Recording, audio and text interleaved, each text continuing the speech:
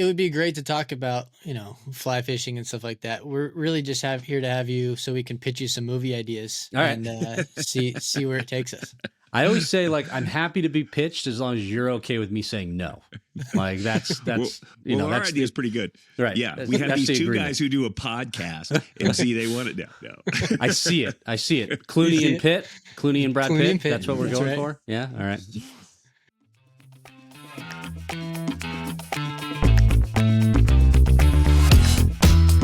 Welcome to Guys Fishing Weekly. We don't just fish, we hug.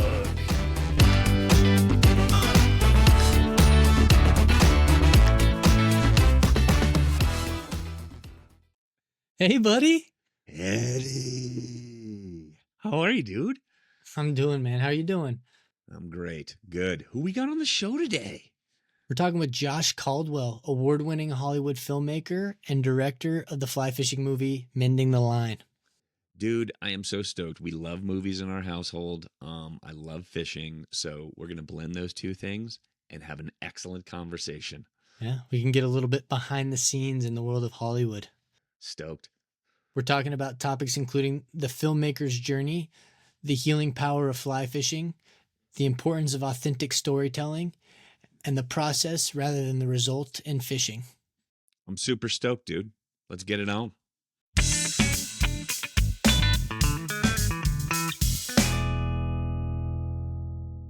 Hey, Josh, how are you? I'm good. How you doing? We're Good. doing well. Welcome to the show. We're glad to have you here. Yeah, glad to be on it. Yeah, we've never had an award-winning Hollywood director, so we're excited to talk with you today. Well, there's a whole contingent of Hollywood that fly fishes, so hopefully this is the first, and then you guys get Right. some of these other guys on. Well, it would be great to talk about, fly fishing and stuff like that. We're really just here to have you so we can pitch you some movie ideas All right. and see where it takes us. I always say, like, I'm happy to be pitched as long as you're okay with me saying no. Like, that's Our that's idea is pretty good. right. Yeah, That's- we have that's these the two agreement. guys who do a podcast, and see, they want it now. No. I see it. You Clooney see and it? Pitt. Clooney and Brad Clooney Pitt. and Pitt. That's what we're That's going right. for. Yeah. All right. Yep. Well, how did you even get into the world of directing movies in the first place? It was just something I had basically always wanted to do. I, grew up going to movies with my dad. I'm a product of the 80s and 90s, right? Like, I mean, the explosion of VHS, like, being able to watch movies at home, so many classics. I mean, Batman, Indiana Jones, like all this stuff coming out at that time. And I'd go to see movies with my dad. And then the big thing I would do is I'd come home and I would like play act it, So if we saw Batman, I'd want to be Batman. If we saw Robin Hood, I'd want to be Robin Hood. And I would get the neighborhood kids together and we would sort of play act the movie, for however long until the next movie came out. And, that was kind of the initial. I didn't know what directing was. I didn't know what making movies meant. I just wanted to exist in the world. I didn't even want to act. It wasn't about acting, right? It was like, I want to just build a world and exist in it. And I could sense the world building that was going on in the movies, that I was watching. And, but at the time, it wasn't like it is now where you have the internet, like my son knows how movies are made, certainly because of me, but also like, by seeing behind the scenes on YouTube and all that stuff. None of that existed. Maybe you could like look at a magazine that would show behind the scenes stuff. I remember like when they were, doing 89's Batman, they had a whole like special probably on CBS or something like that kind of like gave you a glimpse behind the scenes. But otherwise that was it. And so there was really no great knowledge base for understanding how films were made. And you kind of had to like figure it out on your own, which is what I started doing. And then in high school, I kind of was like, oh, making movies is really cool. I want to kind of continue pursuing this. And so in high school, we had a couple things happen. One, we had like a 2-period-a-day production class. So we learned how to make documentaries, music videos, narrative films. We had editing systems and digital cameras and things like that. And then we also had a tradition of our school officers making parody films that they would then show to the entire school. So whatever hot movie had just come out, Blair Witch Project or something like that, they would make a parody film of it, shot really, down and dirty, no money, but they'd show it to the entire school. And I had a very close friend of mine who was the one making them, because he was a year ahead of me. So he started doing it before I got to high school. And I saw that and it was just like, oh my God, I gotta help out. Like, how can I just be a part of it? And so I did that, and I started basically helping make these movies, which got bigger and bigger and bigger as we, went on, culminating with like an hour-long Star Wars movie that we made for my final film senior year. It is awful and not good, but there's some interesting things in there, but I was doing it all myself, basically, the effects, the shooting of it, the editing of it. But the other thing that was happening at the time was DVDs started coming out, and you started having all these great DVDs with like tons of behind the scenes content, 5-disc collections from Lord of the Rings, and you could sit down and watch how all these films were being made and the process by which they were going through it. And so that was really eye-opening. And I just kind of, things clicked for me in high school, and I just knew that this is really what I wanted to do. And so, I started looking towards film schools, applied to a couple, didn't get into the ones that I really wanted to get into, and had a choice to make. I could either go to Chapman University down in Orange County, California, or I could go to Fordham University in New York City, which was not a film school. And at the time, I just felt, I'm probably going to end up in California anyway. And the chance to go and have 4 years of experience living on the Upper West Side of Manhattan seems like it's worth it. And even though it's not a traditional film school, and I to this day believe that if you want to be a writer or a director, the skill sets, the actual technical skill set that you need can be learned extremely quickly. I can probably teach you to write a script in a day. The question is, what are you doing with that skill set? What are you trying to say? What's the story? And that tends to best come from real life experience, right? Like, there's only one person that can really do movies based on other movies well, and that's Tarantino. And that's his whole thing, right? And that requires like an encyclopedic knowledge of movies to pull that off. Right. Other people try and do it, and you see that they're just copying Tarantino, Right, and so as a result, I just thought the life experience, I grew up in Seattle, or a suburb of Seattle. I didn't even been to New York. I didn't tour the school, nothing. It was just suggested to me by a college counselor. And I just thought, you know what, this just sounds exciting. And it ended up being a really good choice because I met my wife, and I also ended up making a bunch of movies. A lot of them sucked, but I made one movie called The Beautiful Lie, which ended up winning me an MTV Movie Award, and at the Golden Popcorn. The Golden Popcorn. Yeah, so I got to go on stage. 2 days after graduating college, I was on stage at the MTV Movie Awards, getting a Golden Popcorn handed to me by Zach Braff. And it was super cool. I have it right here. And I just said, okay, great. Like, this seems to be a sign. Let's move to LA. Let's try and get the career going. Turns out nobody really cares about, the MTV Movie Awards. Not a lot of people watched it. What? When they released the press release with all the award winners, they left my award off, which was super annoying. But it was a really, really great. And I was really bitter about it, right? I was frustrated because I'm like, this should turn into something. Like, this should have some meaning. I get Best Kiss, like, who cares? But for me, should get me in the door, right? Yeah, it's a popularity vote. Great. Like, it should mean something. And so, but it ended up being a really great life lesson and career lesson, which was that nobody in Hollywood was going to do anything for me. If I was going to have a career and I was going to do something with it, then it was going to be up to me to turn it into something. Nobody was going to come knocking at my door. So I took the award and I put it under my bed, and I started working, and I started doing music videos and other things. And then I ended up taking an internship with the creator of CSI, Anthony Zeiker, and talked myself into a job, doing a lot of producing and directing a lot of digital content for him. He was doing TV, but he was also doing a lot of stuff on YouTube and really trying to be innovative in the digital space before people were trying to do that.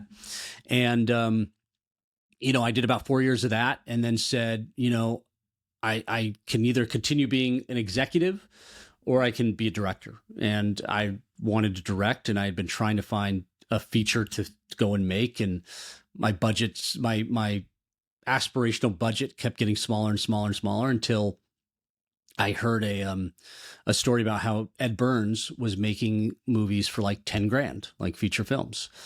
And if you don't know, 10 grand is nothing. I mean, you know, it's no money. And I said, I could probably get 10 grand together. So let's go for that. You know, if that's me making a movie by the time I turn 30, which was my goal, then let's do that. And so I basically set out and said, okay, I'm going to make it for 10 grand.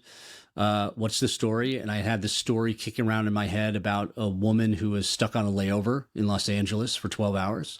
And I said, okay, that's interesting. Where does it go? And crafted this screenplay about this young woman who's French, and she's traveling from Paris to Singapore. She gets stuck on a layover in LA. She knows one person. She doesn't speak English. And it sort of inspires this like nighttime odyssey through LA that ended up being this movie kind of about millennial angst and facing down a fork in the road about which direction are you going to go and life choices and all this kind of stuff. And made it for $6,000. Shot all over Los Angeles. We were on airplanes. We were in airports. We were at clubs. We were on the backs of motorcycles. We were in hotels. Like typically when you make a movie for no money, you go, let me limit the locations and limit the actors and have a big crew because that's what I think is going to help make the movie. Instead, we basically flipped it. We had no crew. It was me and 4 friends. And we, as a result, were light and compact, and we shot everywhere.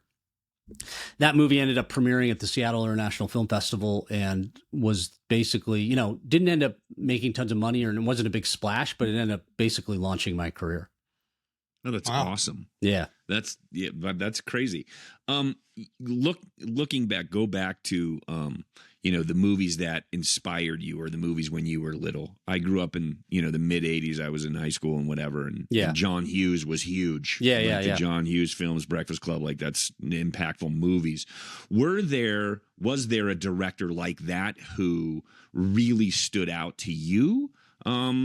Or was it just kind of a mishmash of people? No, to me, I came of age, and the understanding of what even filmmaking was like, for me, like late 90s, early 2000s. So you got movies like Fight Club, Traffic, Gladiator, The Insider, Magnolia, you know, Mystic River, you know, just these, that might've been a little later, but you know, just these auteur filmmakers, David Fincher, Clint Eastwood, Michael Mann, Steven Soderbergh, Ridley Scott, getting to make these really unique movies that were really personal and yet do it with a studio.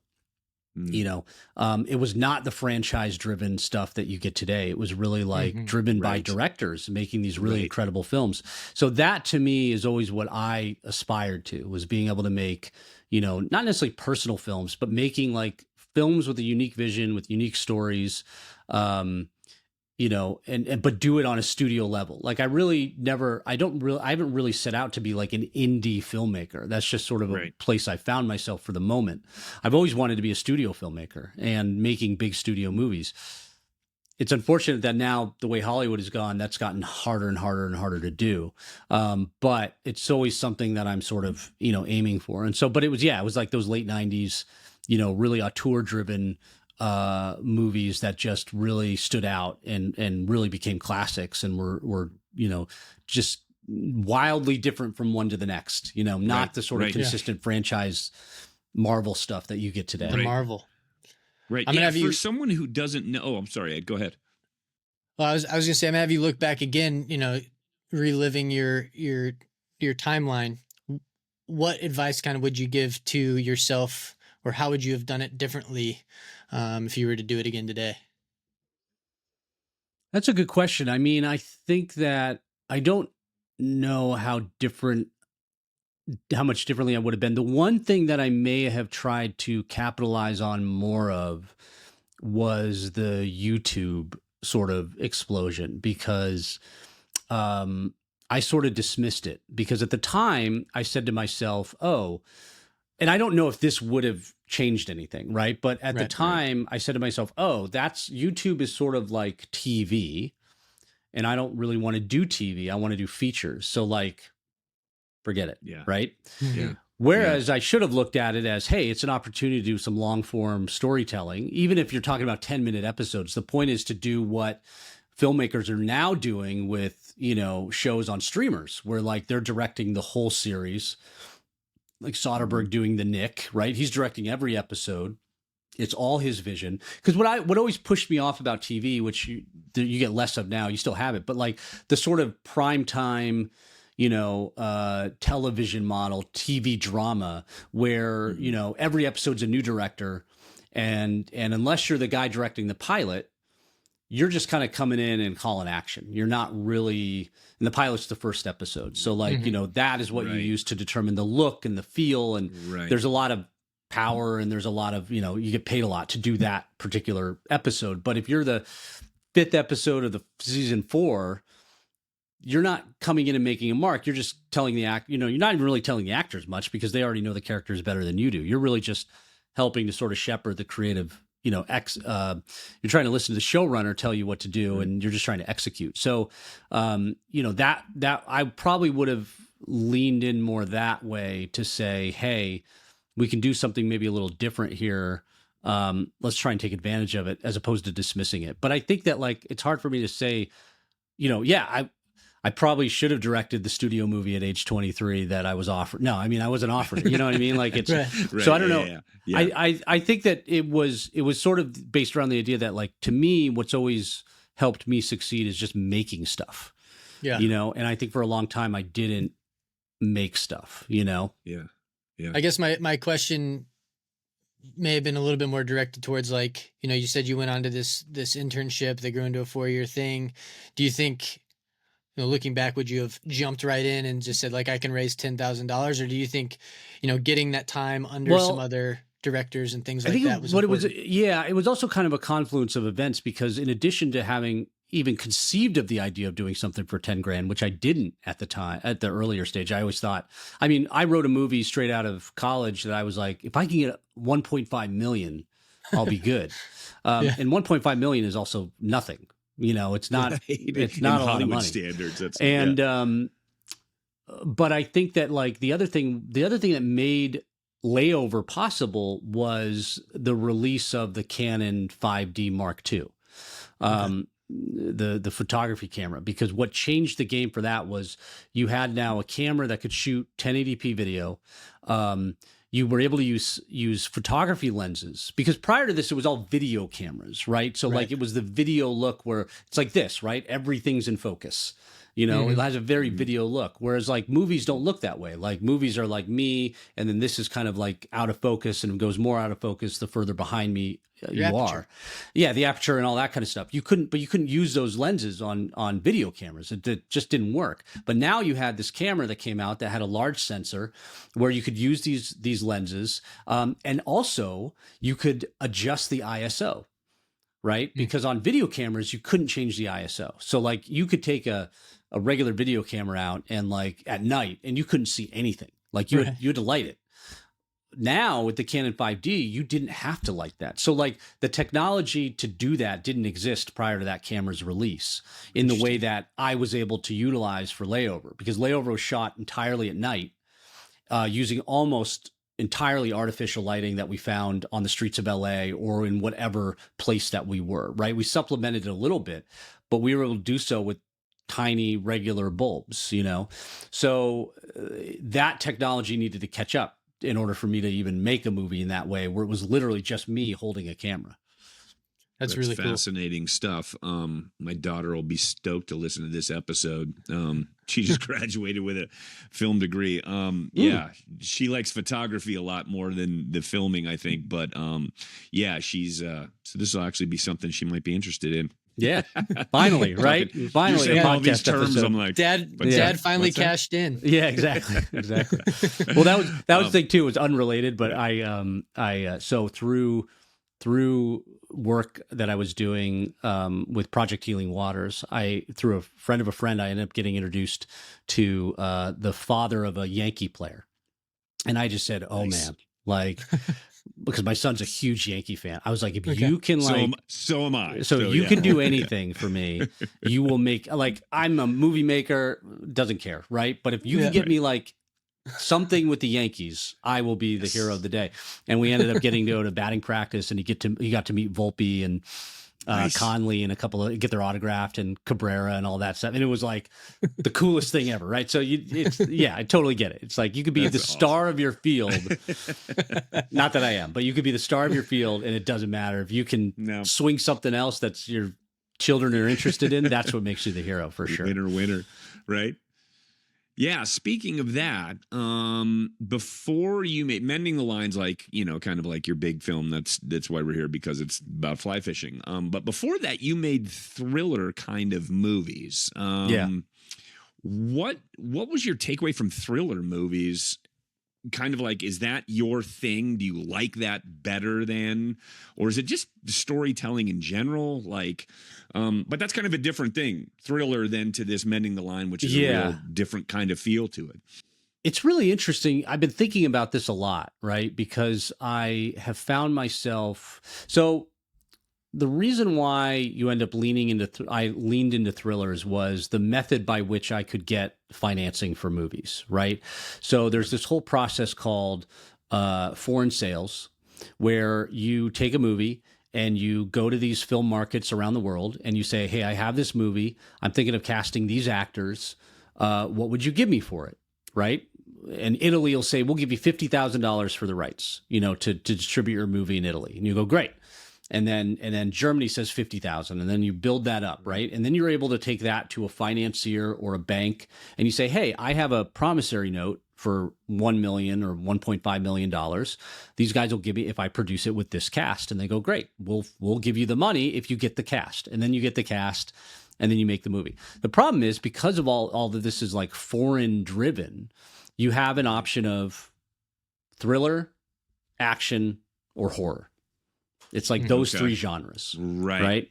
Drama, which does encapsulate all of those, but drama as a thing is not sellable. It doesn't do well. Now, you know, I think you can make the argument, like, to me, is Gladiator an action movie, or is it a drama? Right. Is it a drama with action? Is Fight Club a thriller? Right. I don't know. Right. So to me, I think, like, okay, but, you know, when they talk thriller, they talk, you know, a cop investigating his dead. You know what I mean? But there's like, it's thrilling. Yeah. And so I just said, okay, if I can't do drama,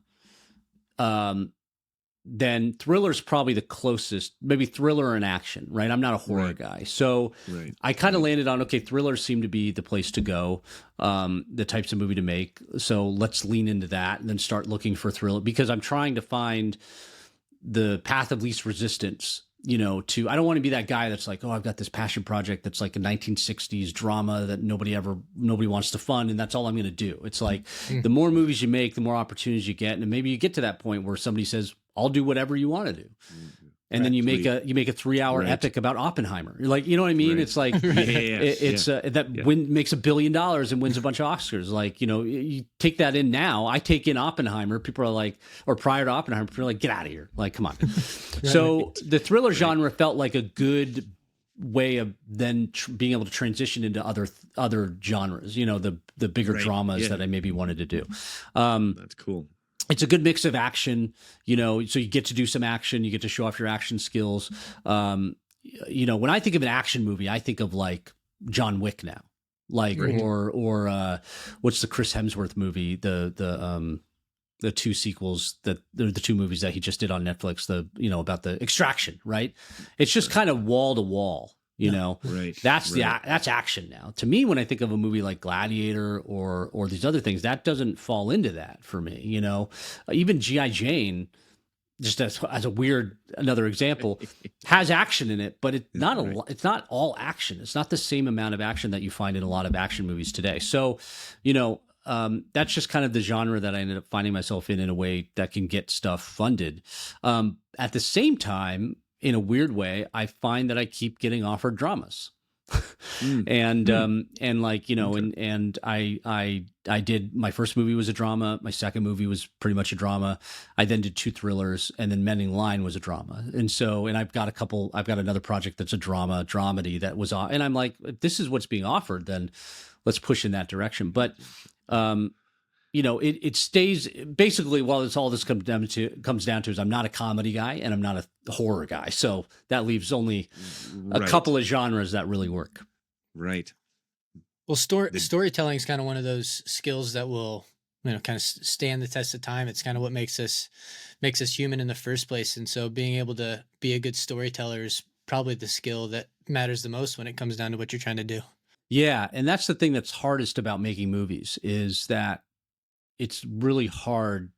You got to kind of learn by doing it.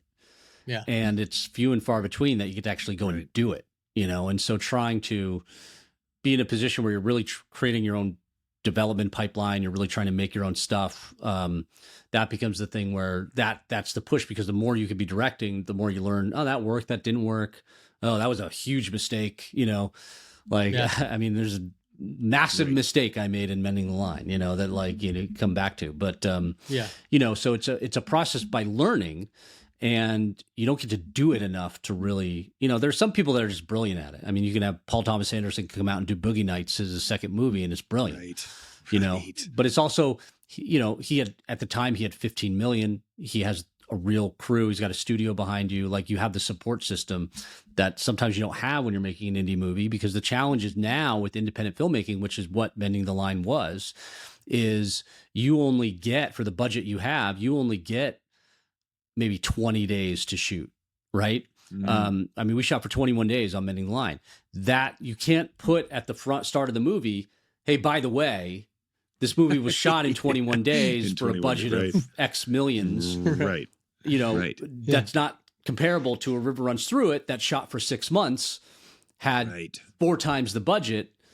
You know, I mean, Mending, like, so, you know, River Runs Through It, they shot just fish stuff for like 3 weeks.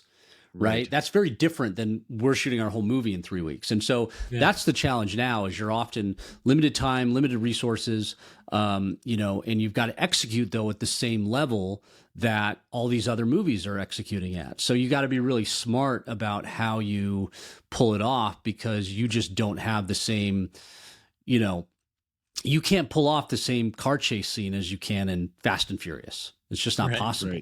So yours ends up, if you if you don't do a good job, it ends up looking really cheap. Right. Well, and I think you also have to deal with the confined time frame of a movie versus TV. Now it seems like everybody's going into TV and doing a lot of, you know, being able to really expand out a story. I think, you know, it's got to take a real skill set to contract it down into well, it also takes a real skill set to realize what should be a show and what shouldn't. Yeah. There's a lot of shows out there that shouldn't be shows.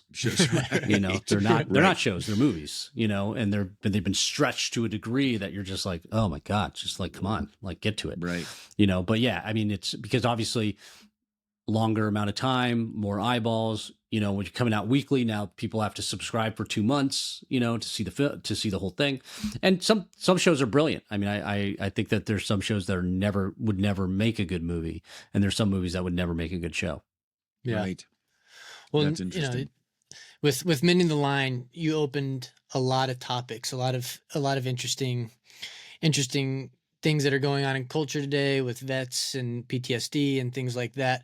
And being able to bring that all into, you know, 1-2 hour story was quite the feat. But I guess before we get into those topics, how did Mending the Line even kind of fall on your doorstep from going with these thriller movies to now something more heartfelt like this?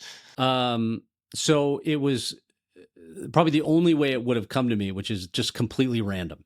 My manager had made a movie called Population Zero, which was a mockumentary about a county in Yellowstone, Montana, where you could theoretically kill somebody because there's no population there, and thus you can't be tried by a jury of your own peers, right? Anyway, I don't know how it is, but he had produced it. And Kelly McKendry, who was one of our producers on the film. She was attached to the film. She had connected with Steven and started wanting to produce his script. And she started calling around to anybody that she could find that had made a movie in Montana. And she ended up calling my manager, and he said, well, we didn't make it in Montana. We made it in Canada, but what's the movie? And she said, she described Mending the Line. He said, oh my God, do you have a director? And she said, no. He's like, I've got a director for you. And he sent me the script, and I read it, and I was like, I have to make this. I lived in LA for about a decade, and then in 2017 moved back to New York, kind of just at the south, just below the Catskills, and had never fly fished before. I'd fished with my grandfather growing up. We'd gone and done, deep sea fishing and salmon fishing in Alaska, but all spin reel fishing. But I'd seen a river runs through it, and the concept of fly fishing was always intriguing to me, but I never did it. Turns out you can fly fish for carp in the LA River. So had I known at the time, I might have been going for that. But I was here, and I just said, I want to, part of moving back here was getting out of LA. I'm trying to be more immersed in nature. And I wanted something that was going to take me outside. And I thought, hey, what about, initially it was just fishing because my wife's cousin was a bass fisherman. But then I was like, what about fly fishing? Like, I've never tried that. Maybe it'd be cool to try it. And I was from, my parents gifted me a 2-day Orvis class and up at San Donona. And I went and took it. And I just, it's terrible to say, but I was immediately hooked. Got a rod and reel. And then for like a month later for Father's Day, got waders, because then I was like, well, I need waders. And then proceeded to flounder around. Begins. Yeah. Proceeded to spend a season having no idea what I was doing. I was like, I don't even know if there's fish in these rivers that I'm trying. How do you know where to go fish, right? Like, and I. And then eventually I connected with a guy named Landon Brasseur, who's now a guide here in the Catskills, and he was on Instagram, and I started following people, and I started asking him, I'm like, how are you catching all these fish? He was like, oh, Euro nymph. And I was like, oh, what's that? And he taught me how to do it, and I started catching fish, and that became sort of my aha moment, right? And then that allowed me to then move into dry fly fishing and streamer fishing and all the other kinds of ways of going about it. But I'd gotten really into it at that point when Mending the Line came across my desk, and my manager's a fly fisherman. He knew I was a fly fisherman, so he was just like, I think this is something you should look at doing. But on the flip side, I also, for an unrelated project a couple years prior, it was about a vet dealing with PTSD. So I'd done a lot of research into this world and had a mountain of research I had no place to put until I read this script. And Steven had done a remarkable job. The script is largely, we did some moving around and some rewriting, but the message and the tone of it and everything going into it, was there from the beginning. And I remember that, Kelly had told Steven, she's like, oh, I just connected with this manager. He's got a director and he's a fly fisherman. And Steve was like, yeah, right. Like, all right, let's see this Hollywood guy and his fly fishing. And then he went on my Instagram and he was like, it's all pictures of fish. Like, I don't have anything of Hollywood on there, but he was like, oh, okay, this guy's legit. And I think that's why I wanted to do it so bad. Like, because I felt that what my fear was that the typical Hollywood thing might happen where the producers were going to get starstruck by, oh, there's this TV director who's done 50 episodes of television. He wants to do it, right? Yeah. And here's me who's made a couple features, and doesn't have that pedigree that they do, that this other person did. My concern was that person was going to come in, and with 20 days and very little money, they were going to kind of phone it in, and they weren't going to understand the real power of fly fishing and the aspect of vets and how they're dealing with people. I was so concerned that, because I really felt, and I said this to everybody from the beginning, I said, the thing is, and having seen some, not quite accurate portrayals of fly fishing in the media lately, I just said, listen, it's my belief that, one, we have to get the fly fishing right, or we're going to lose that audience. And we have to get the military PTSD stuff right, or we're going to lose that audience. And if we lose both those people, both those groups, who's watching the film? Right. So I set out from the beginning to really make sure that every aspect of the fly fishing, every aspect of the PTSD, of the portrayal of the military was as accurate as it possibly could be. And if it wasn't, you could at least tell that our intention to do that was there. Right. That's so it's totally random. Like if my manager had not made that documentary years before, Right. I don't think Mending Line would have ever come to my attention. Yeah, I would have seen it later and been like, "What the? Who's doing that?" Had you not picked up fly fishing as your own hobby, do you think this would have? It might not have really spoken to me in the same way. I mean, certainly the vet angle, but I may still have pursued it because I think it was a great story, and it would have been probably the thing that then converted me into a fly fisherman. Yeah, Right. But I think, I mean, it's funny how just that when you go back and mark the path, just how funny all that stuff lines up. Right. Yeah, you mentioned in a previous interview with somebody that like nobody on the stat, like none of the actors, nobody were fly fishermen at all. Like you were like the only guy who did any fly fishing. Yeah. Did it stick with any of them? Did any of them kind of like learn and take it up, or I don't know. I don't think so. I mean, I think that there are a lot of actors that fly fish, like Michael Keaton fly fishes, and we went after him. The problem, Liam Neeson, the problem is those guys, you can't get on our budget, Right. Yeah. And so, but also I said to Steven, I was like, I want to be careful that I want to cast the right, listen, it's important that these guys cast accurately, but there are ways to deal with that. But if they don't fit the character or they're not good actors, who cares? Otherwise, like, why don't, it was at some point suggested to me that we go cast real fly fishermen. I'm like, that's not going to work. Like, this isn't really a movie about fly fishing. It's a movie about connection and performance, So anyway, but it was important that they learn how to do it as much as they could. Now, again, you're dealing with these timetables that on indie movies that are not the same as they were before. Like I think Brad Pitt spent like 6 months learning the cast, for A River Runs Through It. And they still had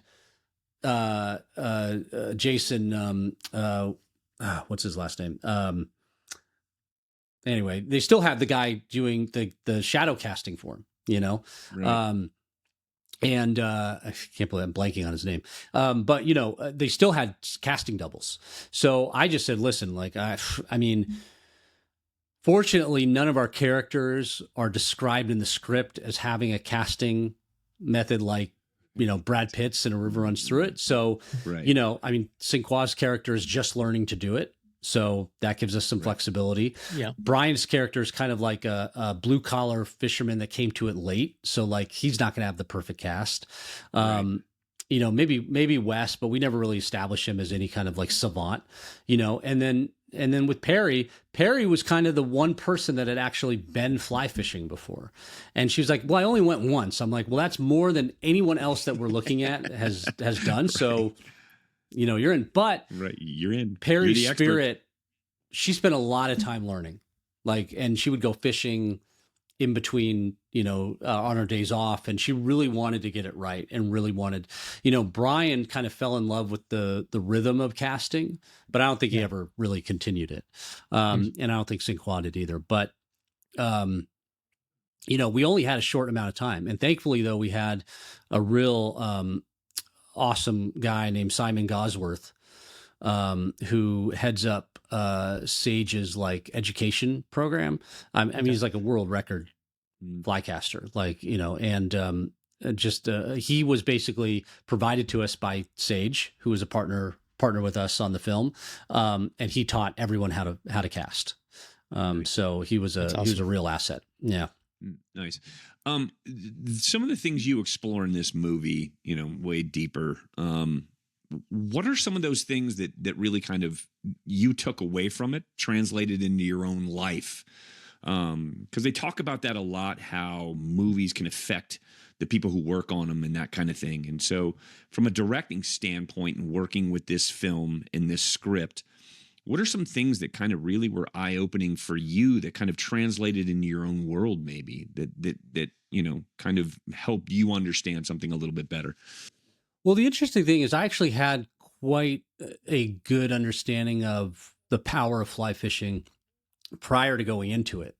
I think that's what gave me a leg up in directing it and being able to communicate that to the actors and what it sort of felt like, because I'm a guy now, I don't have any trauma. I don't have any, personal things I'm trying to deal with, but I'm a creative and I spend most of my day in my head, and it's a knowledge-based, unless I'm on set, it's a knowledge-based, work process.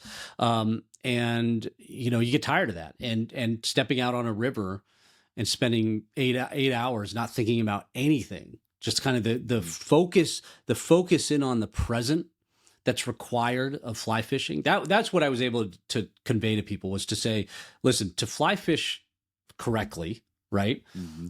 You have to be present. You have to focus. You have to go to the fish, right? There's no sitting on the bank with doing this while your mind wanders, right? And waiting for that take. Like you gotta step into the river. You gotta stabilize yourself. You're feeling the push of that river. You're on slippery rocks. You're trying not to fall. You've got to get the cast correct, right? That requires your focus. You got to get that drip. That drip might be 6 inches.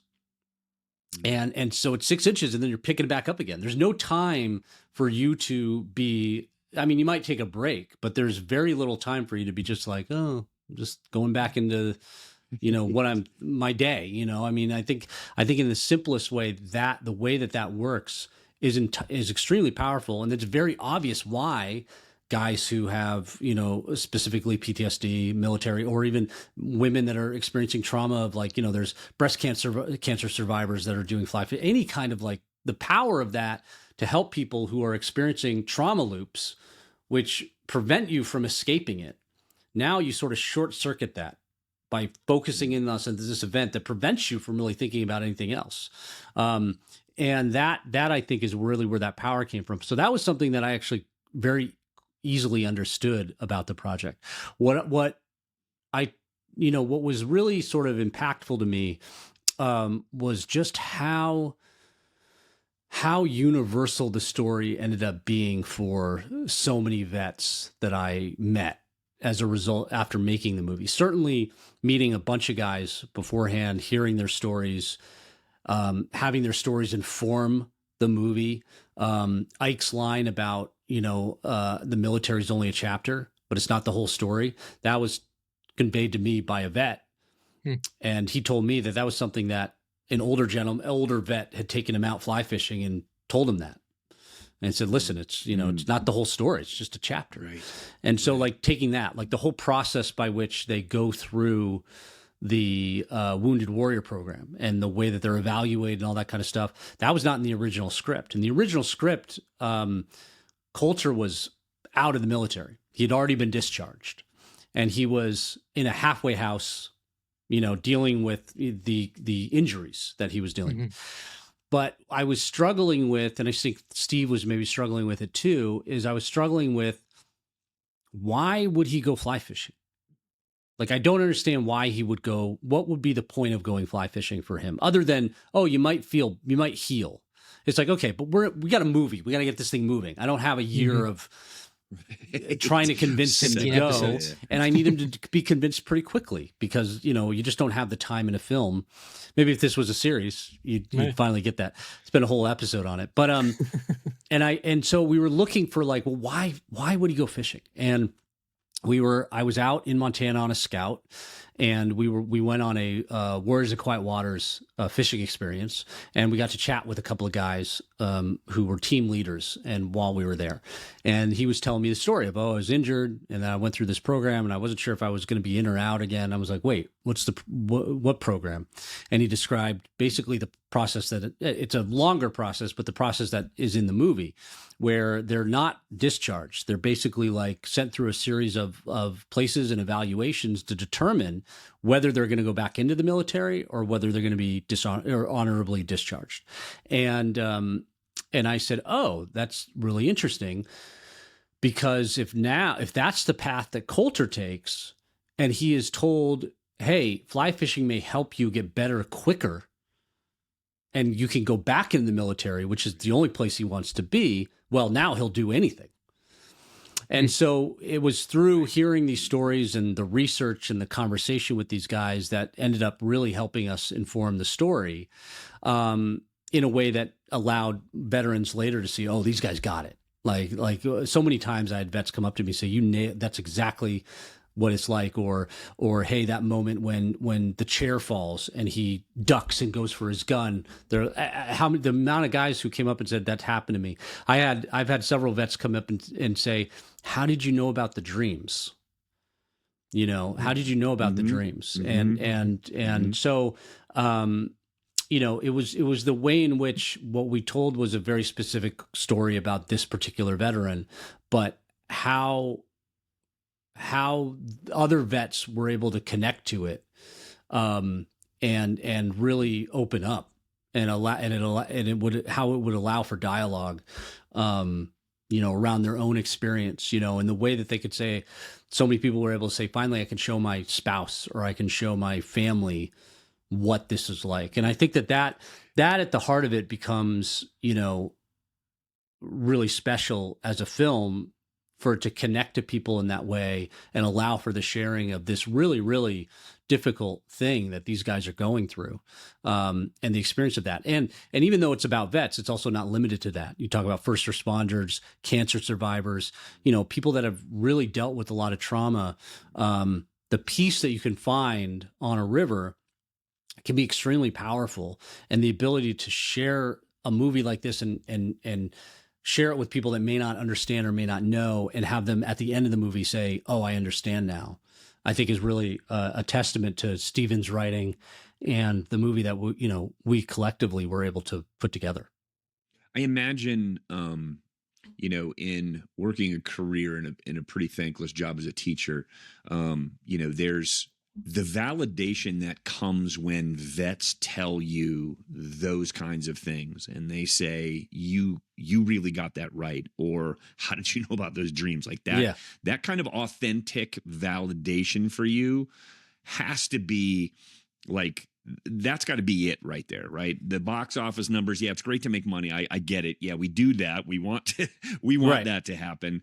But a lot of times, like, I think we get so focused on results in the end of, right, and what this does, but that's got to be really, really good for you, and feeling like, that authenticity and that validation that comes through that authenticity when you get that. Yeah, I mean, it's a huge part of it, because that was the goal from the beginning, right? Like, right. That was what I went into it saying, we got it. The best way to honor the sacrifices that these guys have made is to tell this story as accurately and as honestly as possible. And, when you talk to these guys, they'll tell you, they're like, we don't watch Hollywood movies about the military. They're like the heroism bullshit, they don't get stuff right. That was, a challenge that ended up being a challenge initially. And I'm glad that we're able to, because again, if you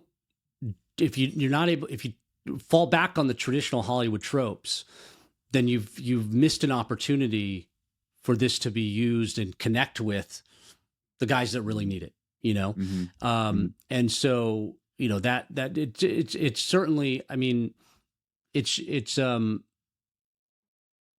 effect of like when people make movies and they tell stories, they want to connect with people, right? They want somebody to take something. That's what I'm always looking for, is like it to be a conversation piece or something that will live on beyond just the seeing of the movie. It's great, like if you can make $1 billion at the box office, but if you've completely even forgotten the movie you just saw when you leave the theater, right? It's not that, like, the movies to me are the movies that stick around, and right. I'm always, you don't always succeed, but you can always aspire for that. And I think that, we certainly wanted to try and pull that off, despite our limited resources, certainly try and pull that off in a way that this was a movie that could live on, because people are always going to be experiencing trauma. If it's not the Iraq war or the Afghanistan war, it's going to be another war, right. And the messages in it still stand. So I think that, like, it's nice to hear. It's weird because it's nice to hear that, yeah, you guys got that right, but not for my own personal satisfaction. It actually loops back over to the person to say, I'm happy to hear that, because it means you were able to watch it and connect with it and weren't dismissive of it because of inaccuracies or because it was made just to make a buck. Right. As a creative, you have to at some point kind of put the pin down. You opened a lot of topics in this movie, about vets, PTSD, but also other topics of old versus young, mentorship, friendship, community, things like that. Are there things about the movie where you're like, I need to put the pin down? I think that there are things about the movie that nobody will ever notice that I wish I could fix. Yeah. But I didn't have the ability to fix them. Like, it's not like, I just had to stop. It was like I couldn't find a fix for the issues that I had with it. Now, what's funny, there's the bear. Right? What's funny is I look at a movie like Infamous, which was my previous movie, which was this kind of gonzo, modern day Bonnie and Clyde, two young teenagers, robbing weed stores and getting into gunfights. This kind of like, again, what do you call it? Sounds awesome. Yeah, no, I mean, it's a lot of fun. And if you don't take it too seriously, but it's that, what's the Tarantino, what's the name of the movie? That shows at drive-ins and like, it's that kind of, that kind of movie, right? It's not really meant to be taken super seriously, but I look at that movie and I'm like, other than one shot, I'm like, this movie is exactly the movie I set out to make. And people didn't like it. Right? And Mending the Line, I have some issues with it, like personally, but technical stuff, like how we transitioned from this to the other, or, there was a whole subplot that actually got cut out of the film that involved the amputee friend that just felt like, at the time when we were making it, we were like, no, this is informing Coulter's story. And then when we saw Sinqua's performance and we got the movie together, we were like, we don't need any of this. And, and so there are things like that where I would like to go back and not go back and make tweaks. I wish I had the fix to make them at the moment. But, when I was editing the film, it was a really interesting experience for me. And I feel like as I've gotten older, I've gotten a little bit easier with it, which is that, when you're young and you're starting out, you're like, this is the movie I want to make and it's got to be exactly this. And like, F you if you think, give me notes. And like, that was even up till Infamous. Like I would get notes from the producer and I was like, hating him, right? Like I was like so abrasive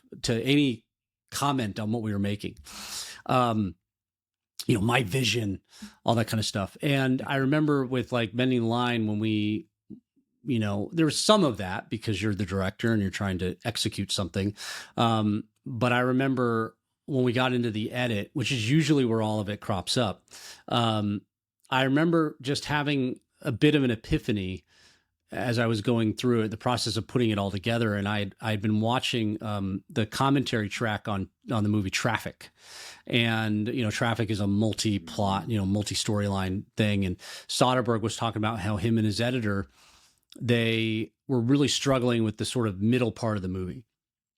And so one day Soderbergh came in and said, hey, let's just go crazy here. Like, because the great thing about digital editing is you can always go back, but he said, let's just try let's just cut out Catherine Zeta-Jones, her storyline, like entirely. What does that do to the film? Okay, well, we can't do that, but let's put a few more back in. We don't really need this now, right? Or how do we shuffle this stuff around? And then each day they would just try something new to see like what worked. And I was like, yeah, like why stick to what you first do and I was kind of struggling because I was struggling with the multi-storyline and how we're threading this together and what to keep in and what not to keep in and having to keep the pace up and things like that. But, I just said, let's start playing. So I I would literally start delivering new cuts of the film to my producers like almost every day. They were like, Josh, like you got to stop. We haven't even had time to watch one, let alone all of these and give you notes. And I said, I know, I'm trying to like get it out. And what it did was the shift was away from, I need to make this fulfill a vision I had, regardless of what anybody's really thinking about it, and more into, I need to make sure that this is just the best version of the movie that it can be, even if that's different than maybe what I originally thought it should be. Because if it's not as good as it can be, then it's not going to help anybody. You know, if we have bad stuff in this, it's not gonna work. Right. And so that was a big change for me, just creatively going through that process of really setting the ego aside and really being like, this is about creating something that is much bigger than me. I'm really just a vessel for it. And so how can I just make sure that what we end up with at the end of this process is really the best version that it can be? Because, you know, if it's ego driven and it's about what I really want it to be, then at the end of the day, you know, I'm worried about making a mistake and it not, you know, really helping people. Yeah. How far from your initial imagination of what this could be to where it ended up, like how far were those differences? It's not far off. It's really, Okay. you know, there's things that you decide on set in the moment, and then you realize, oh, like I probably shouldn't have done that, you know? Right. And they're all things that most people will never notice. You know, Right. It's how you set the camera, or how you know, is the camera a little too handheld, or is it this, that, or the other thing? But, you know, the big thing was the removal of that subplot, because the original cut of the film was about 2.5 hours long. Okay. And so we cut out about 35 minutes. Yeah. And so it's not really, you know, how it looks and feels is definitely the world. You know, it's pretty close to how I imagined it. Yeah, it's like when you're renovating, when I'm like laying floors, like everybody comes over and they're like, "Oh my God, your floors look great." And I'm like, "Yeah, except for that board and that board and that board that didn't come out right." Yeah. Right. You know the mistakes. Yeah. And a lot of it is like, out, and a lot of it is right. sort of making Nobody else will know. Yeah, a lot of it is really being just good with what you're getting, right? So like, you know, in that fishing montage in the middle of the film, that was like shot so quickly, you know, because we had all this other stuff to do that day, you know, and that was shot so quick. That's literally like, okay, you're doing this. And we started with everybody in the river, and we're like, okay, Wes, we're going to shoot you a couple different ways. We had 2 cameras going. It's just like, okay, fish, like, okay, do this, do that. Like, okay, now bring in a close up of the fish. And it's like, okay, great. Now let's move on to Brian. Like, you just kind of whip through it. And then you end up, what's interesting is like, you know, we had the way it builds, spoiler alert, but the way it builds to Sinqua's release of his really tiny fish, that was something I discovered in editing. I didn't really think about how that story was going to be told in the montage until I saw all of it together and go, oh, this is great. Everybody's catching big, good fish. And then he's not catching it, looking around, what's going on. And then he managed to get one, and it's this tiny little brown, right? Like, so that was something that didn't come together until really we had all the footage. But the way we had to shoot it was just like, we're just going, like, guys, just cast, and I'll just use the best parts, you know? Nice. That's awesome. Yeah. Well, moving on from this film and looking towards the future, I guess if you could direct one dream film, what would that film look like? I have, so these are always weird questions because I don't really want to, like, you have to be careful about giving it away. I definitely have a book that I would love to make. Nice. And probably it could be a series, which would be really cool. It's like set in Vietnam, and not about a soldier. It's about, I don't want to get into it, but anyway, sorry, I can't give too much away. No. But I do have I have a script I've written, which if somebody came to me now and said, what do you want to make? I would say, I want to make this, which is, cool. I have a script I've written called Pathfinder, which is basically, it's a World War II, epic World War II love story, sort of in the world of like, For Whom the Bell Tolls, but with a Pathfinder and like a female French resistance fighter that was based on a real person during World War II. And that's sort of my like, you've got 100 million, what do you want to go do? And it's like, oh, here's a World War II epic. And would that be like how much action would be in that movie? It's not a lot of action. It's got a couple action sequences. It's like there's a big action finale, but it's more about this journey that they end up taking from where he sort of lands to where he needs to get to, and them helping him move along the way, and them sort of falling in love over the process of this in this really intense conflict and environment. Nice. How many just real quick, with scripts, how many scripts do you write versus that come kind of across your desk? Like you didn't write Mending line, but how does that work? It's a good mix. So of the 5 features I've done, I've written 2 and I've directed the other 3 I did not write. Although one of them I was basically developed it and then found a writer to write it. It depends. I consider myself a director who writes as opposed to a writer who will direct. And so writing is very hard for me. And I often find myself writing things that I just feel like I have something to say and I really want to write it, even if I'm like, I'll just write the first draft and then I'll find somebody else to come in and fix it. But it just depends. It really depends on how passionate I am about the material and whether I think I'm the one to write it. I've got several projects that I feel really excited about, but I'm like, I can't write this. Like I need somebody else to come up with all this other stuff to fill the blanks, because I could sense that I don't have, not the capability, but I just don't have, it's just not speaking to me. I really want to direct it, but I don't want to be the one trying to figure out how to write it, Right. All right. If my dream film question, I'm gonna alter it. Okay.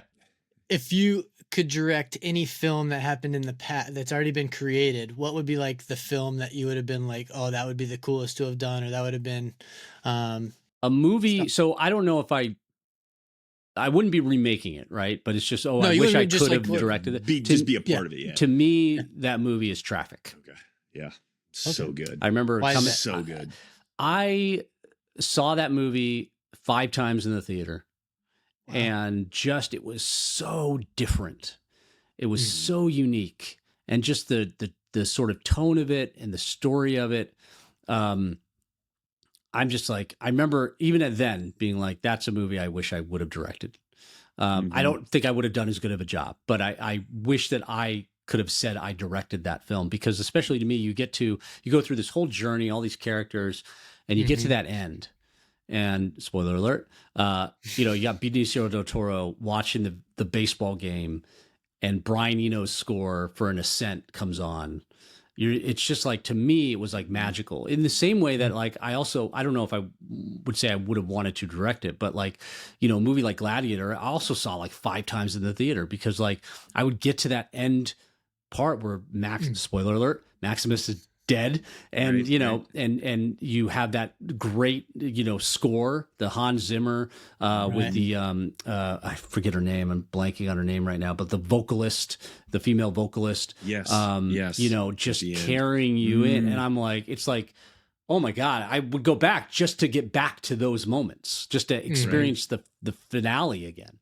But Traffic's definitely the one that really sticks out to me, is like, man, I wish I would have liked to have said that was directed by me.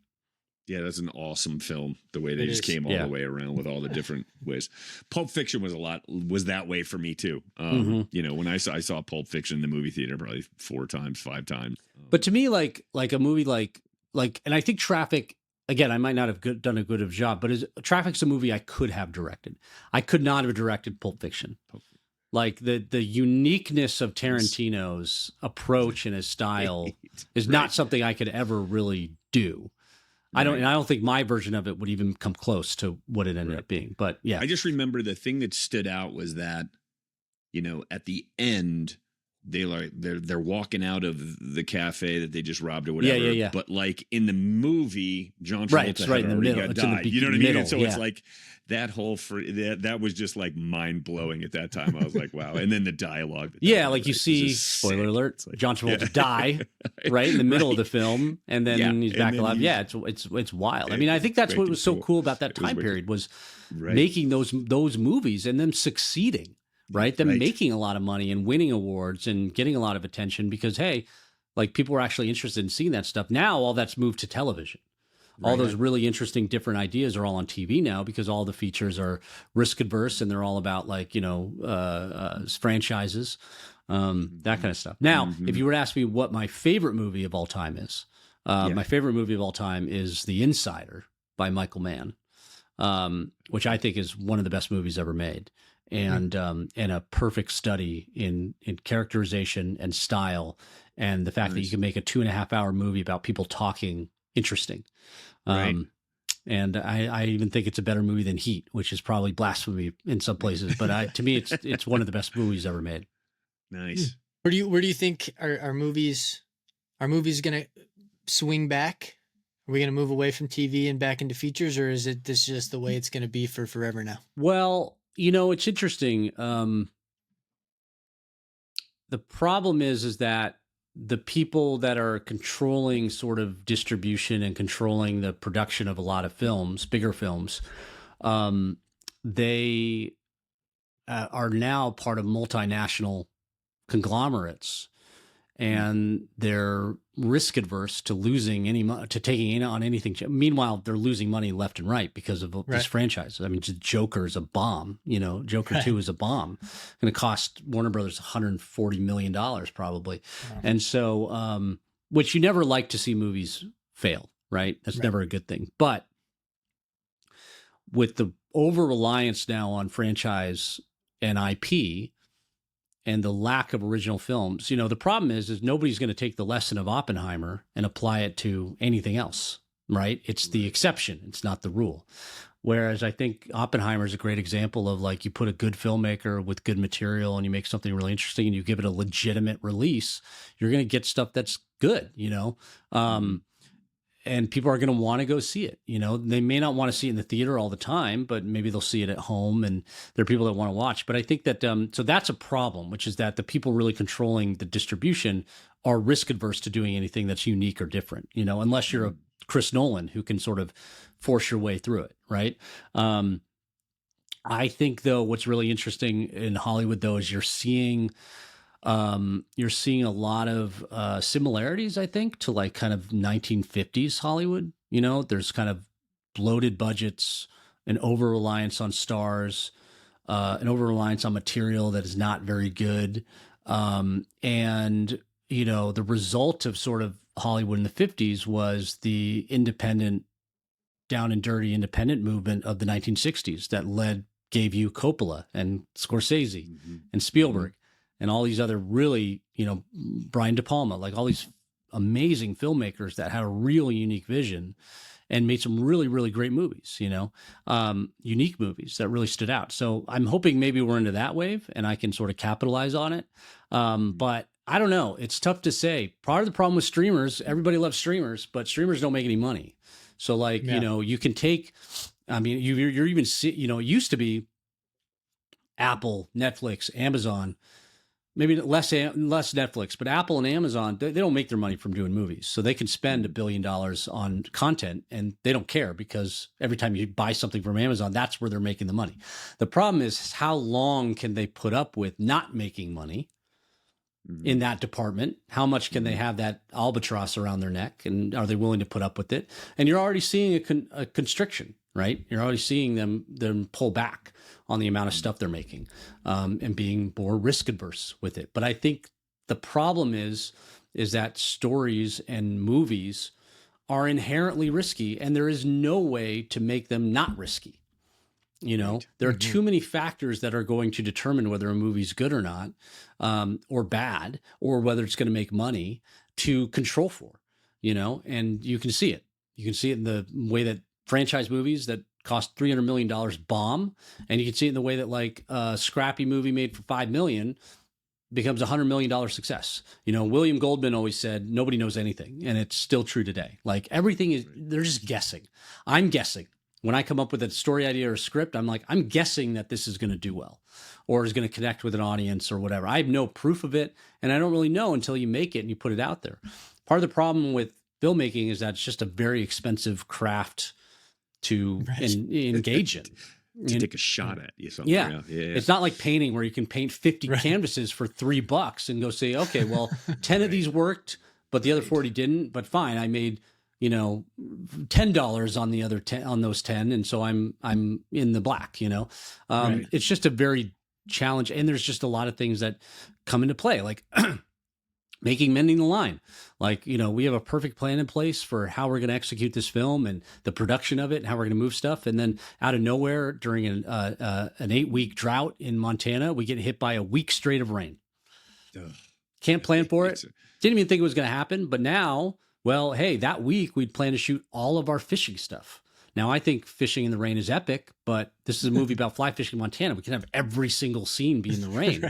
What do you do? Oh, by the way, you only have Brian Cox for 2 weeks of a 4-week shoot. So you can't push because he's gone in 2 weeks. So now, you're dealing now with all these factors that have nothing to do with the creating the telling the story, but you're affected by these things impact your ability to tell that story.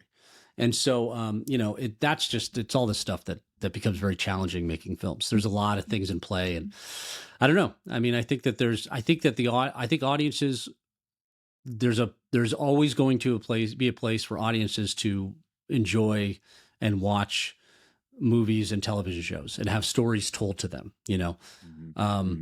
The question is, is there going to be a business and a method to do that? Right. I don't know. We're definitely movie folks in my house. Yeah, I would imagine. Yeah, I think that whenever you get a good story, you know what I mean. That's the key, I guess. Right, is the good story, like you say. Sometimes it might be that it shouldn't be movies, and it might be that it's a good story. That's not always the case. Like you can have a great story, and if you can't get anyone to direct it or can't get anyone to act in it, then you're not getting it made. Right. So it starts with that. You got to have that at the least, but that's not necessarily a determining factor.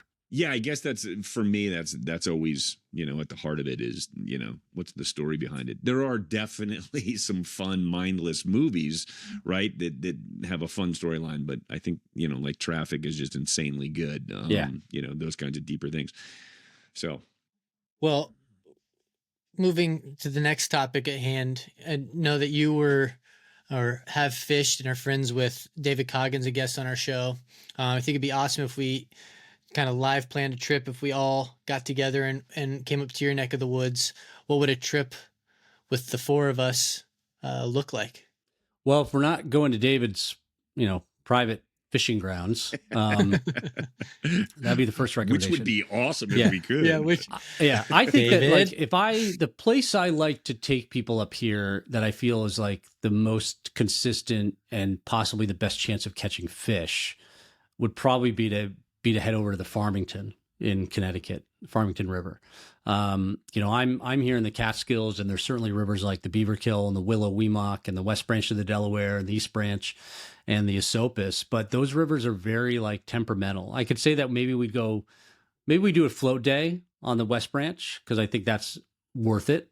But kind of wading some of these other rivers, I don't know about you guys, we haven't had rain in a month. So the waters are super low here, which is frustrating because fall is supposed to be that great, and you've got spawning grounds and you're worried about that stuff. Anyway, but I find that often on some of those rivers I go and I'm like, I don't know if there's a fish in this stretch. I'm not sure I don't believe there is one. When I go to the Farmington, I'm like, I know there's fish here and I'm just not very good at catching them, but I know they're here. So it'd be basically like we'd probably do a day, in the West Branch, doing a float on the West Branch, which is a lot of fun, and then we'd go do another day or two over on the Farmington, which is a really great river. It's a tailwater, and there are just some really beautiful big fish in there if you know where to look, and and you get a whole mix. The thing that I love about the Farmington is you can nymph. You can Euro nymph in the morning. You can throw a dry fly in the late afternoon, evening. You can throw a streamer at any point. You can mouse at night.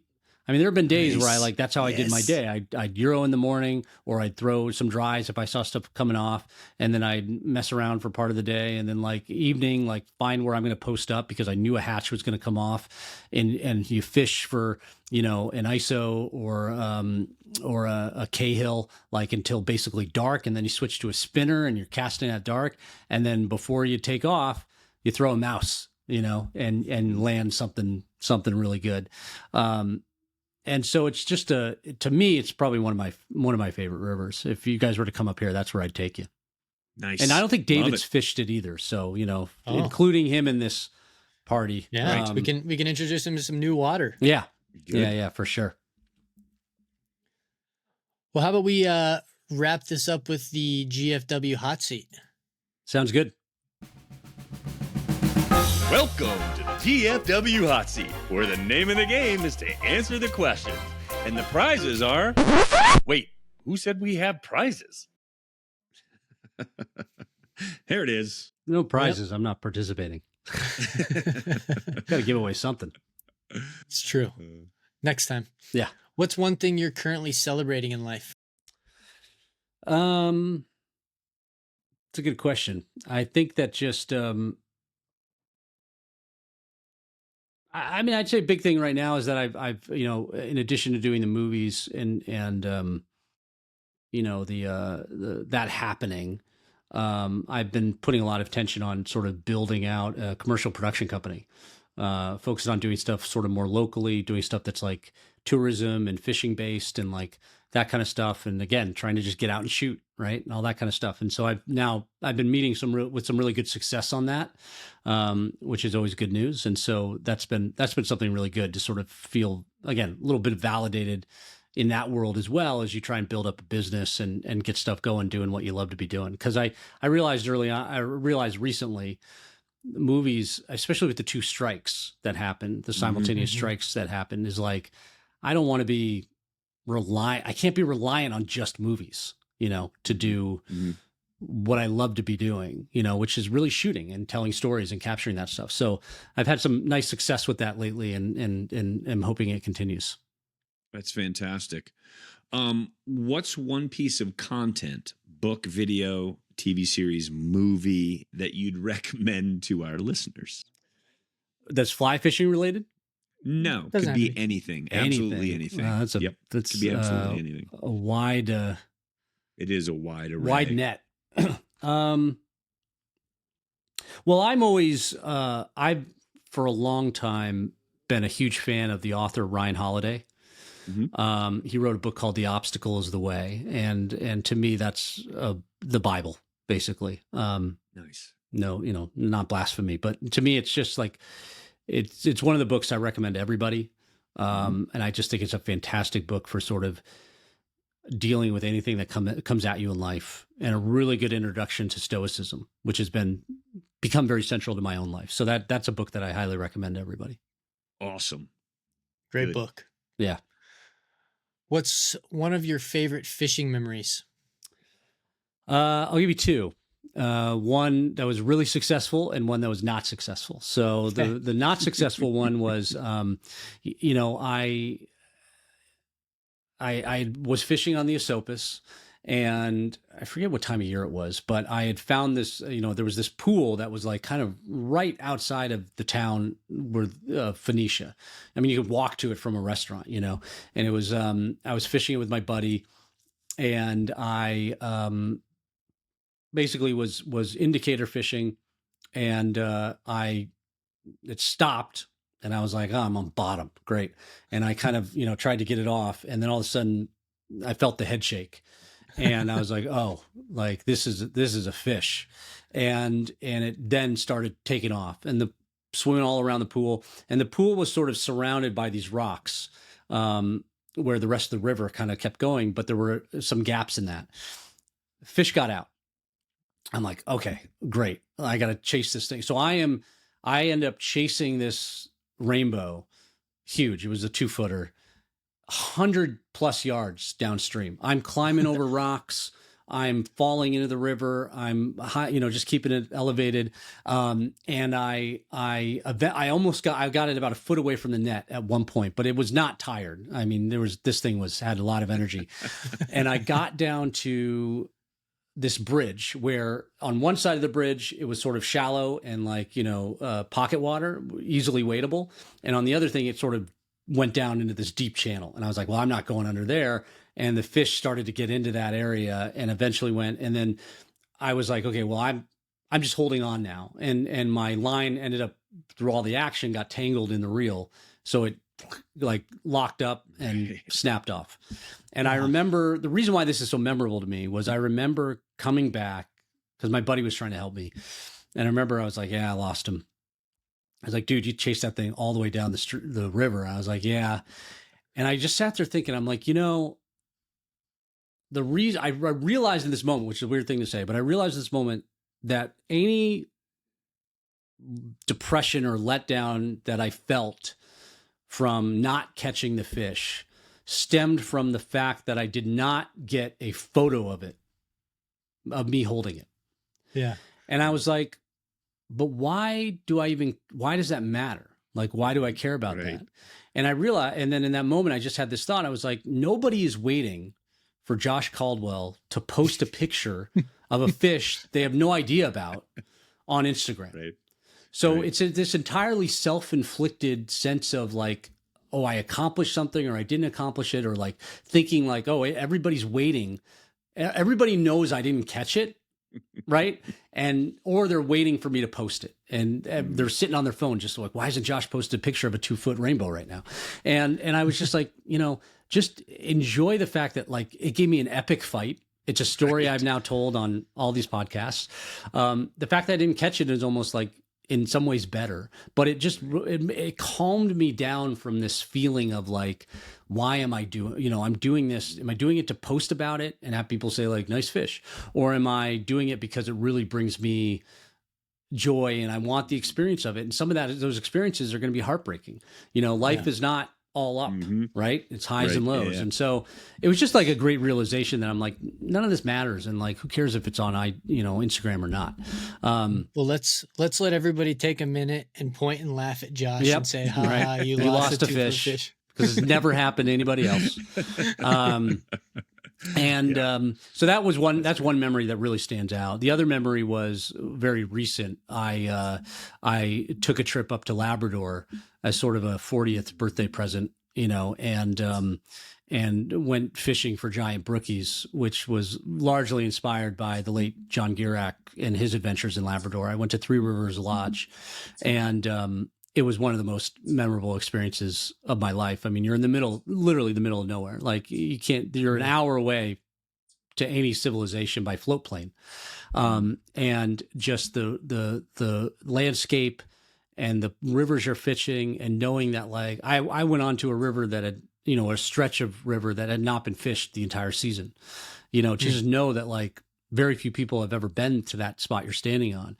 And then the culmination was I caught an 8-pound brook trout, which was just an amazing experience. That's wicked. But the way I did it was absurd. So, because I did it 3 times, and basically there was a place called Upper Eagle, which is a run up there. And there was this like basically kind of tails out, some rough rapids, tails out into a big long pool, and really deep. And I kid you not, I saw a massive 10+ pound brook trout like in the water, just swimming along. It kind of came up to the surface and then went down to the bottom. And you know how fish, like they're smaller in the water than they are out of the water? Like this thing was massive. And so I was like, okay, they're in there. And there was this right kind of on there was a little pocket, and I'm talking 6 inches by 1.5 feet of pocket under these bushes, just off this roaring tail out main channel. And so we're on that side of the river, and you're kind of like, I mean, you've got a deep channel right next to you. If you slip, you're going in, but you're standing on these elevated rocks that are right on the edge. And we were moving our way upstream, and the guide was about to go kind of around this bush right where this pocket is. And he stopped and he said, there's a fish in there. And I said, oh, okay. And he said, all right, we'll get a streamer. And I said, okay, I got my streamer rod, and we kind of crept up, and I said, I was trying to kind of cast. I'm like, I can't cast it. Like I'm hitting the main channel. It's just carrying it right down by it. I'm like, so what I'm going to do is I'm going to kind of high stick it, and I'm going to kind of pendulum it Swing it in. and I'm going to not even swing it. I'm trying to like just take it and drop it, because the problem is there was in front of this little pocket, there was like these bushes sticking out. So I'm like, I'm going to snag if I try and go above it. And below it. And so I'm basically like, I do it a couple times, and then I drop the streamer in 4 inches in front of this fish's face, and it takes, and I pull it out right into the channel, land it, 7-pound brook trout. Like, Nice. awesome. Wow. But the story, because my guide is laughing his ass off, like you hear, he just like he's running to get the net, like whooping it up because he can't believe that worked. And we caught a fish that way. So then we fished somewhere else the next day. And then the last day he said, hey, this other guide wants to go back there with you. He wants you to show him how you caught the fish. I said, okay. So we go back. It's just me and him. We fish the main channel for a bit because we can see fish. This thing is so shallow, you could see their dorsal fin coming out of the water. But we see there's a fish there. So we're like, okay, we'll take our time. Let's fish this other stretch. And then eventually we work our way down and then work our way back up. And he goes up there and he goes, there's 2 fish in there. And I said, in that spot? He's like, yeah, they're just right next to each other. There's 2 fish. And I said, okay. I'm like, so here's what we did. And I show him, I take the rod and I kind of like, we have the streamer and we're kind of like, pendulum swinging in. I drop it in. And as soon as it hits the water, boom, hook him, 8 pound, that's the 8-pound brook trout. And awesome. And then we land him, pictures all around, whatever. And then he looks back up. He's like, the other one's still there. I said, okay. So we took a mouse and I kind of did the same thing with the mouse, and the fish took it and I stuck him, but I didn't get him. And we were like, oh shoot. And then we gave it a rest. We rested for like 5 minutes. Then we came back and it's like, he's still there. And so we said, okay, like, let's go back to the other streamer. And we did the same thing, dropped it in, got him immediately. Boom. And it was the same 7-pound brook trout that I caught the day before or the previous day. And so it's just unreal. I mean, you're in this stretch, Wow. people are fishing big streamers, and I'm basically like, a fly on a pole, like just kind of dunking it into the water and landing the biggest fish that I caught, the entire trip. But that was insanely memorable and a wonderful, if you ever have a chance to go, it's just a remarkable place. Amazing. We have Well, to- and you now have we have a new technique called the Caldwell technique. And if you go The there, you say, pendulum swing with yeah. the streamer. And if you go there, right? you say, take me to Josh's pocket. And, Right, and Josh's they'll know pocket. what you're talking Honey hole. about. Yep. I'm going to use I got a Caldwell pocket named technique. after me up in Labrador. So, Nice. it's pretty cool. That's epic. Yeah. What is one piece of advice you wish someone had given your 20-year-old self? I wish that I would tell myself, or somebody would tell myself to enjoy my 20s more. I think I was so driven as wanting to be a filmmaker and knew that it was so hard and it was so much work that I became so laser focused on it, but often at the detriment to other things. I got married very young. I got married when I was 23, still married, same woman. And so, but we look back on that time and say, oh, we didn't have kids. We should have traveled more. We should have done more stuff that was more about just having fun and just getting out, rather than me feeling like, oh, I'm too focused on getting the career going. Cause with all that focus, it didn't happen any quicker. Yeah. Right. So right. wish I would have eased Yeah. up on that a little bit more. Although it's hard to say, because if I did, who knows if it would have turned into what it turned into. But yeah, I would have probably tried. Yeah, I could have gotten some more trips in there, I think. that's good. Yeah. What is your definition of community? That's a good question. I think that in my experience, community is connection. And that's what sort of really helps bridge, two very different people. The amount of people that I'm friends with that I would consider part of my community, where our only link is fishing, right, is pretty powerful. So that connection through that doesn't have to be, everybody's in agreement. It doesn't have to be all the same thing. But when you end up being connected, through one thing or multiple things or whatever, I think that's what ends up fostering community, is a real sense of connection. And, that's what people talk about, not knowing who your neighbors are, missing out on that and feeling disconnected often leads to a disassociation with community. So to me, I think it's sort of general, but I think it's connection on a specific thing, whatever that is. Right. No, that's good. What's one thing, being you talk about living in your head a lot. What's what's one thing you've changed your mind about lately? Um, I've I feel like I don't know if it's lately, but it's been a bit of a shift for me thinking about it, which was um, this idea that, and I'm edging into controversial territory, but it's good. this Get in feeling there. that I've actually in a lot of ways stopped caring about a lot of Mhm. stuff, Mhm. and I think that that's hard to sometimes hard to sort of do because you're confronted by so much stuff you should care about. But I often feel like it's not really beneficial to anybody for me to care about this stuff if I'm not actually doing anything about it. And all it does is affect my own mental health and how I feel about things, So like reading the news and being informed on it really is true. Ignorance is bliss, and when you hear about how like, I think it was Thoreau, maybe. I'm trying to remember who it was who said like even believed that getting a newspaper once a week was knowing too much, having too much information.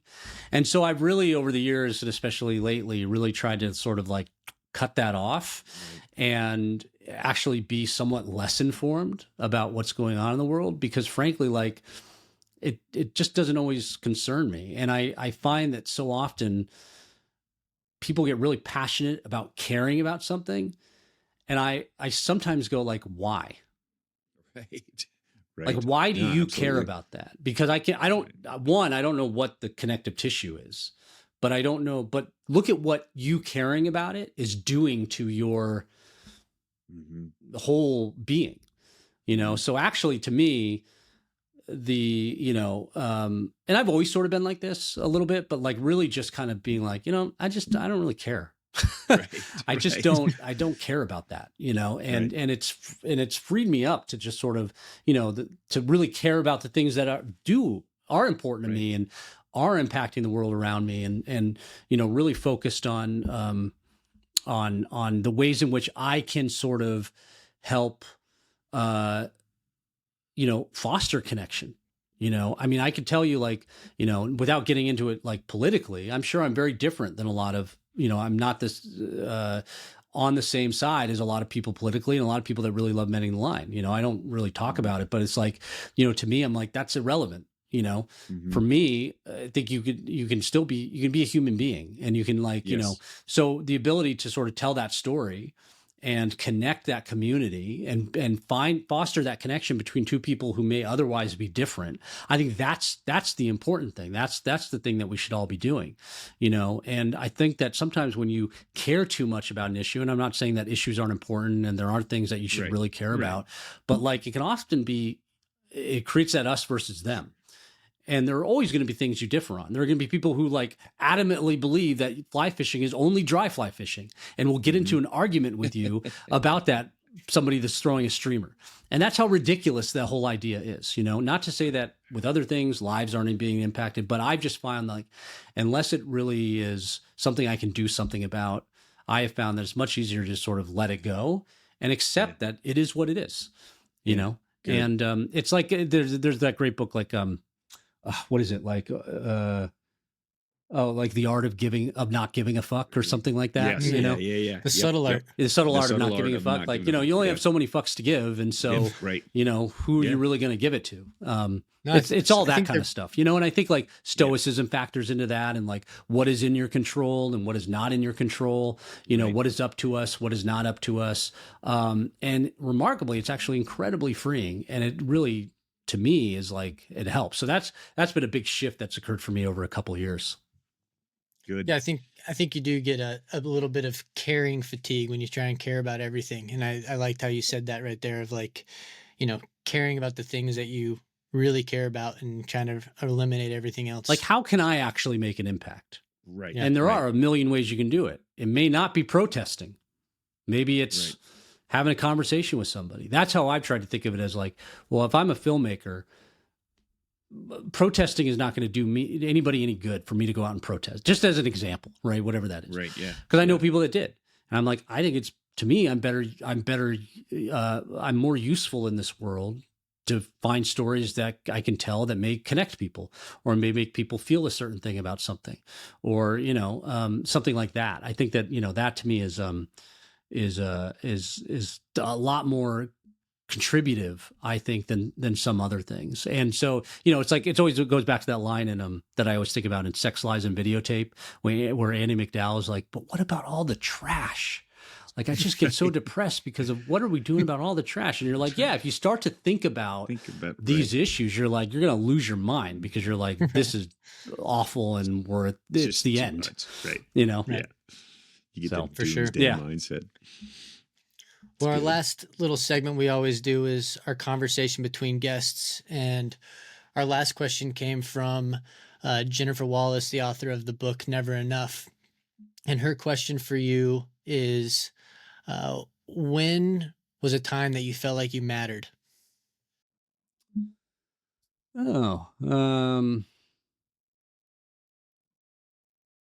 I think that, not the only time, certainly, but I think that when you it's when you become a parent, or when I became a parent. It sort of coincided with where I got to, me getting to a place in my career where I do feel like I was more than just a filmmaker in a silo. But when you have kids, it immediately changes everything. And you're just like, oh, like I matter. I'm the whole world to this thing, this person. Right. And Right. for me to not be here, right? For me to not be present, for me to not, and to see them react when you get mad, right? You're aware of like how much you matter to that person. And so I think that, I mean, it's every day now as a parent, you realize how important you are to your kids. And so I think that's definitely a big thing. That's good. Yeah. That's awesome. Love that. I can echo some of that. What is your question for our next guest? How does he see the perception and or the embodiment of masculinity changing over time from sort of what it used to be to where it is now, and where is it going? Nice. I like that. Well, that's a great question. Good. It is a great question. Totally off the top of my head. Nice. Yeah. That's a good question. Yes.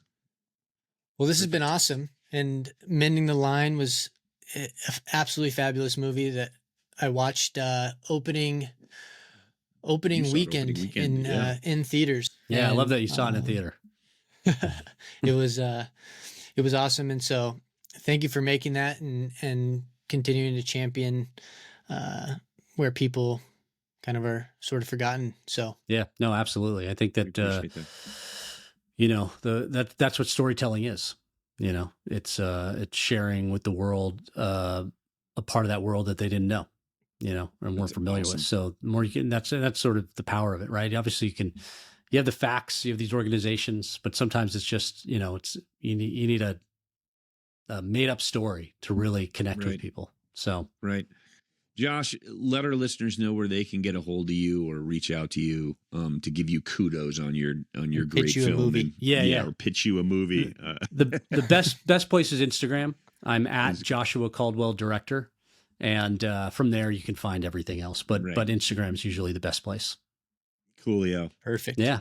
Well, Josh, thanks for being with us. This has been a great conversation, fascinating. I could talk movies for another 2 hours. So awesome. Yeah, really good stuff, dude. We appreciate you being on. Yeah, no, thanks for having me. And it was a great chat.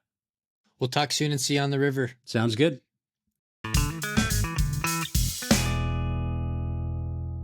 If you have not checked out Mending the Line, you got to watch it. Excellent, dude. I'm telling you, that conversation was awesome. just in the fact that I feel like I could talk movies forever with that dude. Right. But it was cool to get into the mind of him, especially the idea of authenticity, in talking about stories and telling stories. And that's a huge thing for me. Because if it's not believable, if there's not that authentic piece to it, it's tough for me to stay with it. So I really appreciated that about Josh. His authenticity is really genuine and awesome, and it comes out of him in a lot. And just in having that conversation with him, No doubt. Storytelling is the original human skill that I think makes us who we are. And so, staying authentic and becoming good storytellers is crucial. So right? Yeah, it's awesome to see good storytellers in the wild. Absolutely, so much fun to hear him talk about that movie. So excellent. Yeah, if you haven't seen it, you got to. It's worth checking it out. Yeah. So, dude, there is a pretty big celebration, I think, on tap for you. What's going on, man? Let's talk about that. Well, for breakfast, I had some. No, I pulled it off. I did it. I achieved the marathon run. I ran the whole thing without stopping, which was kind of the baseline goal that I wanted to achieve. So now I can officially say that I ran a marathon. I didn't just do a marathon. I ran a marathon. So pretty awesome. Dude, it's amazing. I am so proud of you for that accomplishment. It has been a 10-month-long journey for you. And for sure. I've been a very minuscule part of it, but it is so awesome to watch you achieve that. And when you texted me that you had finished and didn't stop, I was super happy for you, man. Congratulations. A marathon, dude. You ran a marathon, bro. I did. It's kind of crazy. It's kind of crazy to think about. It's one thing to I feel like you hear a lot about like people running marathons. Yeah. But it really is kind of a small finite group of people who've actually undertaken it. And so it was cool. It was cool to be out there with the people that did run it, and it was a fun event. So pretty That's pumped. awesome. Yeah. Yeah. Now, was your time pretty close to what you wanted to do? Yeah. So I set a time goal of 4:45, which was like an 11-minute pace. You beat it, dude. Yeah. And I set my stretch goal of 4:15, which would be like a 9:45 pace, and I basically bullseyed right in the middle at 4:33. So nice. Yeah, pretty cool. That's awesome. Congrats, dude. That's great. Thanks, man. Yeah, feels good. Feels good to check that one off the bucket list, and now it's on to figuring out what the next one's going to be. Right. Well, next thing. It doesn't necessarily not necessarily going to be a run, but just the next the next big thing. Year defining challenge. Right. That's super similar to what I'm doing. I am celebrating the end of my daughter's high school softball career. She finished up the playoffs. They didn't make it to the next round, but they competed. They almost did. They were 1 out away from moving on to the net. Yeah, we were in extra innings. We were 1 out away from moving on to the next round, and they doubled off the wall and walked us off. So we were, yeah. So it was super cool, but they were really competitive. Yeah, so it was good. We didn't just go out and lay an egg and lose two. We won one game and then lost a couple other ones, but it was good. It was a good weekend of softball. Great way for her to close out. I didn't have a whole lot of high expectations, and so it was good to see them go out and compete, which was cool. So it was a good end to her high school softball career. So that was good. So like you, we're finishing up a big deal. End of high school ball. So that's going to be weird. I have no more high school events to go to. I pretty much, so it's good. It's all right. Well, turning pages. That's right. Which leads me into my navigation, Ed. Wow, look at that segue I just unknowingly pulled off. I know, yeah. Which leads me into because we have a college visit in a couple weeks. And so that's kind of like the next step for her. She's going on her first official visit to see a school outside of Chicago. And so as a dad navigating that process, I don't know what the hell I'm doing. Support, kind of like, I don't even know what kind of conversations are coming my way. But yeah, I'm trying to temper her expectations. She's super excited. She wants this to be it, I think. She loves this coach. But what if it's not it? What if she gets there and it sucks? And then I'm like, we're back to square one. So there's a lot of, there's a lot of unknowns and uneasiness on my end. So, well, prepare to be schmoozed. Yes, right. Exactly. So I'm not very good at the schmoozing game. So, but we got to go do that. So, yeah, that's cool though. That's exciting, at least an exciting navigation. Right. How about you? What are you navigating, bro? I got dragged into another deck project.